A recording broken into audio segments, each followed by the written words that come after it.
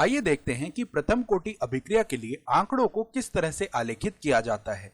तो साइक्लोप्रोपेन का प्रोपीन में रूपांतरण होना एक प्रथम कोटि अभिक्रिया है और ए भाग में हमें कहा गया है कि इन प्रायोगिक आंकड़ों का उपयोग करके दर्शाइए कि यह एक प्रथम कोटि की अभिक्रिया है। तो अगर हम इन आंकड़ों को देखते हैं तो यहाँ पर जैसे जैसे हम समय को बढ़ा रहे हैं वैसे वैसे ही साइक्लोप्रोपेन की सांद्रता कम होती जा रही है और यह चीज काफी अर्थपूर्ण भी है क्योंकि साइक्लोप्रोपेन प्रोपीन में रूपांतरित हो रहा है। अगर हमें सिद्ध करना है कि यह अभिक्रिया प्रथम कोटि की है तो हमें पिछली वीडियो से समाकलित वेग नियम का उपयोग करना पड़ेगा। तो पिछली वीडियो में हमने दर्शाया था कि A की सांद्रता का प्राकृतिक लघुगणक बराबर होता है -k गुणा T प्लस A की प्रारंभिक सांद्रता का प्राकृतिक लघुगणक। अब इस प्रश्न में हमारे पास A के रूप में साइक्लोप्रोपेन है तो हम लिख सकते हैं साइक्लोप्रोपेन की सांद्रता का प्राकृतिक लघुगणक बराबर -kT प्लस साइक्लोप्रोपेन की प्रारंभिक सांद्रता का प्राकृतिक लघुगणक। हमने पिछली वीडियो में यह बात की थी कि यह समीकरण y बराबर mx प्लस b के रूप का होता है। तो जब हम साइक्लोप्रोपेन की सांद्रता के प्राकृतिक लघुगणक को y अक्ष पर रखेंगे और समय को x अक्ष पर रखेंगे और इन्हें आलेखित करने पर जब हमें एक सरल रेखा मिलेगी या लगभग एक सरल रेखा मिल रही होगी तब हम समझ जाएंगे कि यह अभिक्रिया प्रथम कोटि की अभिक्रिया है। उस सरल रेखा की जो ढाल है यानी कि m है वह -k आएगी जहां पर k हमारा वेग स्थिरांक यानी कि रेट कांस्टेंट है और जो y अंतःखंड यानी कि y इंटरसेप्ट है वह आएगा साइक्लोप्रोपेन की प्रारंभिक सांद्रता का प्राकृतिक लघुगणक। अब अगर हमें इसे आलेखित करना है तो हमें साइक्लोप्रोपेन की सांद्रता का प्राकृतिक लघुगणक चाहिए होगा।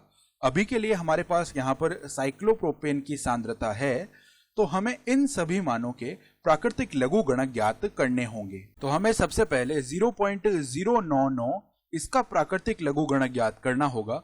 तो कैलकुलेटर के उपयोग से जब हम यह ज्ञात करेंगे तो यह हमें मिल जाएगा -2.31। उसके बाद हम 0.079 का प्राकृतिक लघुगणक कैलकुलेटर के उपयोग से ज्ञात कर लेंगे, यह हमें मिलेगा -2.54। इसके बाद इसी तरह 0.065 का भी हम प्राकृतिक लघुगणक ज्ञात करेंगे, यह हमें मिलेगा -2.73 और उसके बाद 0.054 इसका प्राकृतिक लघुगणक ज्ञात करेंगे तो यह हमें मिलेगा -2.92। तो अब इसके बाद हम साइक्लोप्रोपेन की सांद्रता का प्राकृतिक लघुगणक इसे तो y अक्ष पर रखने वाले हैं और समय को x अक्ष पर रखने वाले हैं और इसे अब हम आलेखित करेंगे। तो चलिए नीचे चलते हैं। यहाँ पर पहले से ही मैंने अक्षों को नामांकित कर रखा है। तो यहाँ पर x अक्ष पर तो हमारे पास समय है जो कि सेकंड में है और y अक्ष पर हमारे पास साइक्लोप्रोपेन की सांद्रता का प्राकृतिक लघुगणक है। अब चलिए इस आलेख के लिए हम कुछ बिंदु ज्ञात करते हैं। अब ध्यान दीजिए जब समय बराबर 0 है तब y बराबर -2.31 है। तो अगर इसे हम आलेखित करें, यहाँ पर -2 है, यह -2.1 होगा, यह -2.2, यह -2.3 और -2.31 इसके ही एकदम करीब आने वाला है। इतने छोटे मान को आलेखित करना यहाँ पर काफी मुश्किल होता है लेकिन हम इसे यहाँ पर समझ सकते हैं। तो हम कह रहे हैं कि लगभग यह यहाँ पर -2.31 आ रहा होगा। अब इसके बाद अगले बिंदु के लिए देखिए, जब समय 300 सेकंड होता है तब y बराबर -2.54 मिलता है। चलिए इसे दर्शाते हैं। तो जब समय 300 सेकंड है तो -2.54 लगभग यहाँ पर आ रहा होगा तो हमें यह बिंदु मिल जाएगा। इसके बाद जब समय 600 सेकंड है तब y बराबर -2.73 है।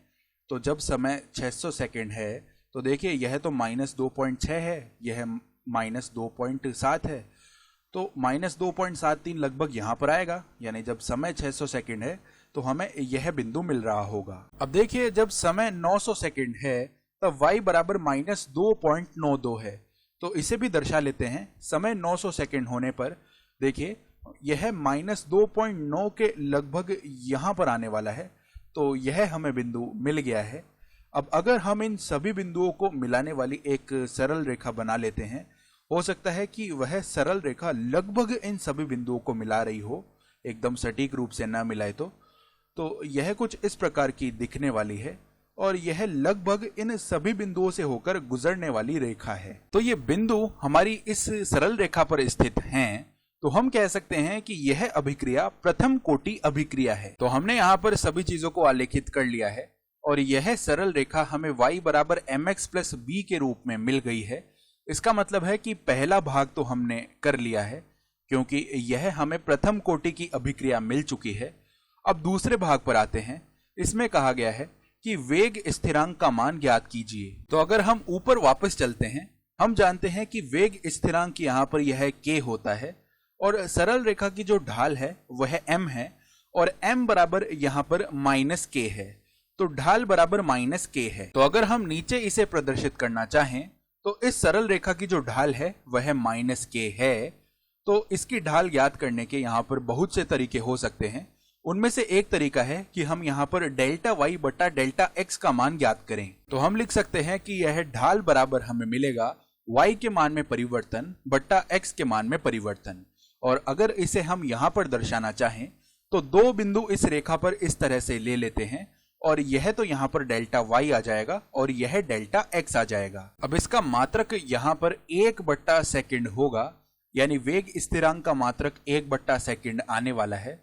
और इसका मात्रक हम चाहें तो यहाँ पर वेग नियम के उपयोग से भी ज्ञात कर सकते थे।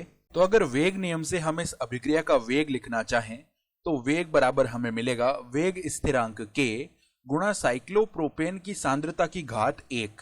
और यहाँ घात में 1 इसलिए है क्योंकि यह प्रथम कोटि की अभिक्रिया है।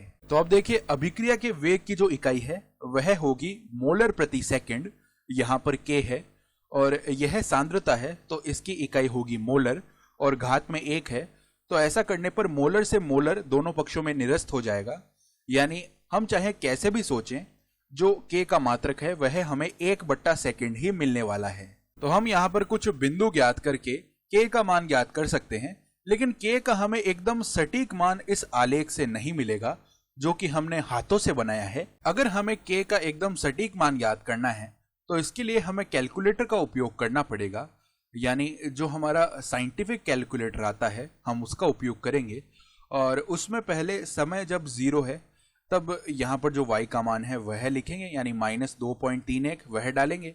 फिर समय जब 300 सेकंड है तब y का मान -2.54 यह है, यह उसमें डालेंगे। फिर समय जब 600 सेकंड है तब y का मान -2.73 है, यह उसमें डालेंगे। फिर समय जब 900 सेकंड है तब y का मान -2.92 यह है। और फिर उसकी मदद से जब हम यहाँ पर इस ढाल का मान याद करेंगे तो कैलकुलेटर के उपयोग से और इन आंकड़ों को कैलकुलेटर में डालने से हमें यह जो ढाल का मान है यह मिलेगा -6.7 गुणा 10 की घात -4। और ढाल बराबर -k है तो यह मान भी -k के बराबर आएगा। तो अब अगर हम k का मान लिखना चाहते हैं जो कि वेग स्थिरांक है तो वह हमें मिल जाएगा 6.7 गुणा 10 की घात -4 और इसका मात्रक होगा 1 बट्टा सेकेंड। तो इस तरह से हमने पहले तो यहाँ पर यह सिद्ध कर लिया कि यह प्रथम कोटि की अभिक्रिया थी। यह करने के लिए हमने इन सभी आंकड़ों को इस तरह से आलेखित कर लिया और हमें सरल रेखा प्राप्त हुई। तो हम समझ गए कि यह प्रथम कोटि की अभिक्रिया है। और उसके बाद वेग स्थिरांक का सटीक मान ज्ञात करने के लिए हमने कैलकुलेटर का उपयोग कर लिया और यह हमें वेग स्थिरांक का मान मिल गया।